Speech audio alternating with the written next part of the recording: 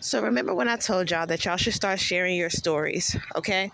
And I meant for healing purposes, okay? Yes, we can definitely laugh here and there, but these situations typically are not stories of humor. We're talking about stuff that usually has traumatized people, including yourself, but not just limited to yourself, right? Because not only did you go through some of these things, other people went through them with you. And then we also have children that these situations have somehow trickled down to, okay? So I'm going to take the brunt on this. I'm going to take the hit. But I'm going to explain something to you, specifically Mimi Fawcett, okay? When you took your box braids in that barbershop 4 weeks ago and decided to have conversations about how Stevie J been being the same man he's been being for almost 20 fucking years, and how you stayed with him in one capacity and or another for almost 20 some odd years is crazy.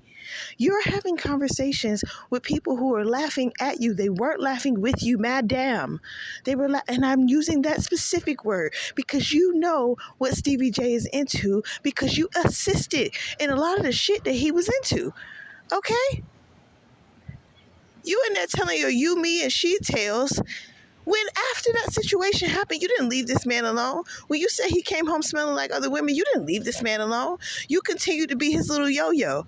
And then you continued to bring other women into the paradigm whenever he felt necessary and whenever you felt like, well, if I do this for him, then I'll be the main chick.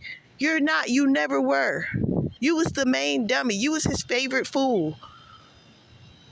And then you're going on these podcasts and these shows talking about people who don't even give a fuck about you because Stevie don't give a fuck about you. And the other person which you mentioned don't give a fuck about you. The other person you mentioned is out living her life and spending her billions. She don't have time to be worried about you.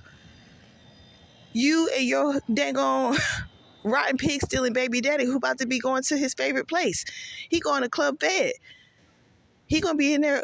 He gonna be touching toes and coughing before anybody even asks him to. That's his favorite pastime, and you know that. You specifically know that. And then you got the nerve to act like you were flabbergasted on VH1 when now you're telling these stories about all the things that he's been doing for years before VH1 even came along. You are a fool. And not the fool like babies and fools like God like to protect. You're the fool that doesn't even realize you're a fucking fool.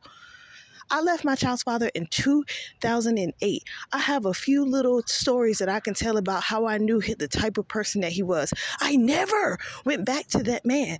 I never put myself back in the position for that man to do any of the weirdo shit that Stevie J is out here doing.